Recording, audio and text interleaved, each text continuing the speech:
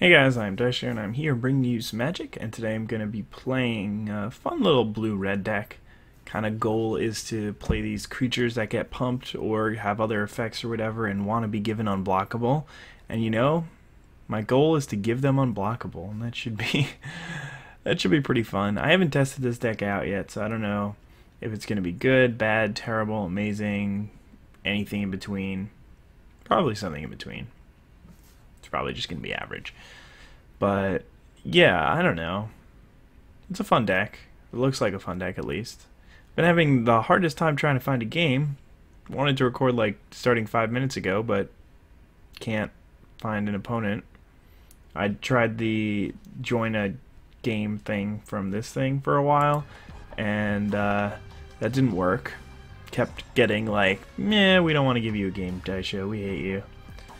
Anyway, this gives you a pretty good idea of the kind of stuff that I want to do, but I only got one land, so I'm going to go ahead and toss that one back.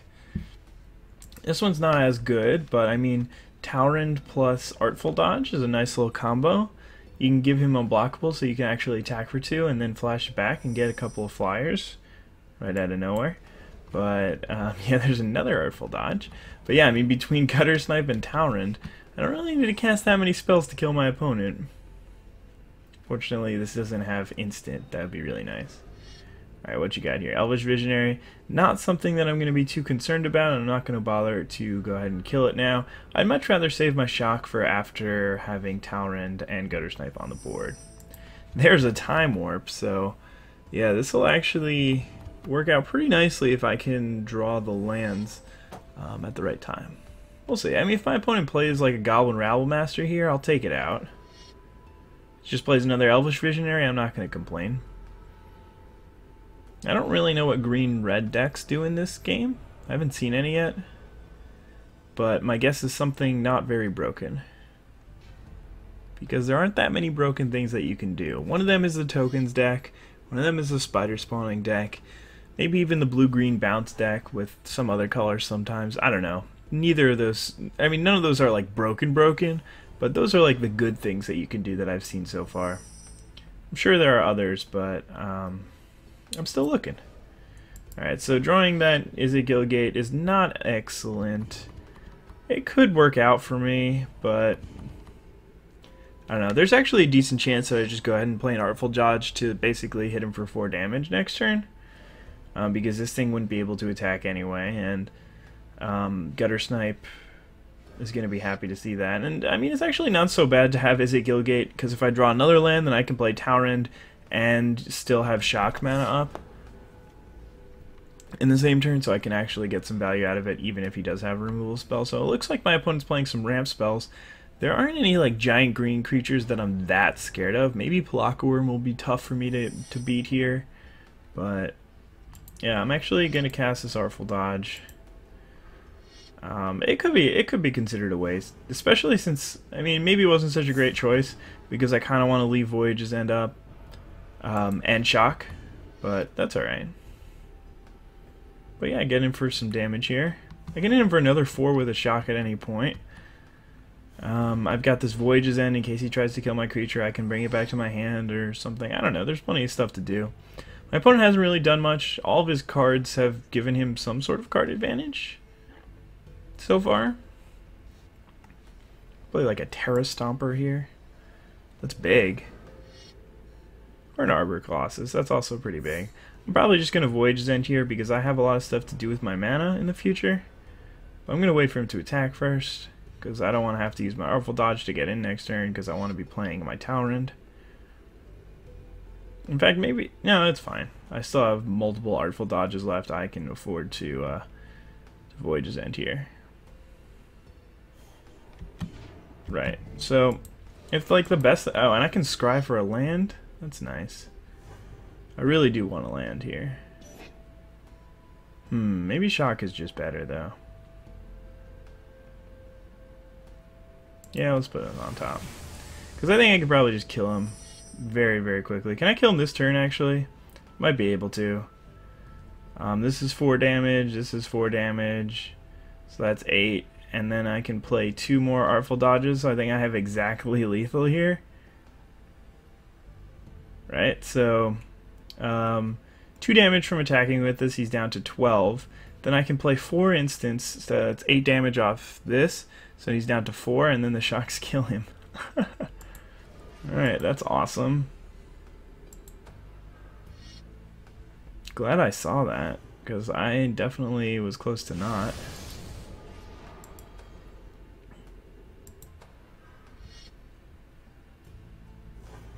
Wow. That's just brutal.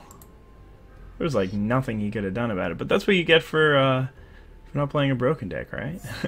Although, any deck that didn't have removal wasn't beating me this game. It's a turn 5 win. Right? Yeah, turn 5 win. When I didn't do anything the first 2 turns of the game. That's awesome. Alright, cool. Turns out that playing 4 1-mana spells in a turn with a gutter snipe out is good, especially when a couple of them will do some damage by themselves.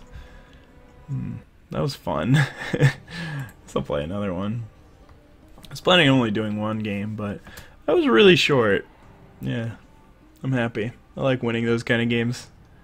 It's fun making my opponent sad. My opponent was definitely very sad.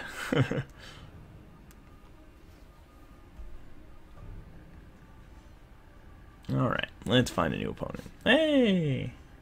Let's do it. See, my deck is actually just broken, so, not a keeper. I think I might have too many Think Twices, but I don't know. Nope, nope, nope, nope, nope, nope.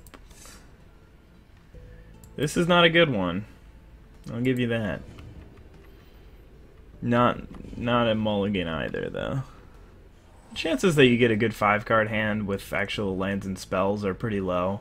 And then even if you do, this deck really wants to have its spells in order to win. You need to play a lot of spells to win. I mean, even last game, I still played a bunch of spells. Hey, more green-red with Elvish Visionary. I think Elvish Visionary might be like the most played card in the format.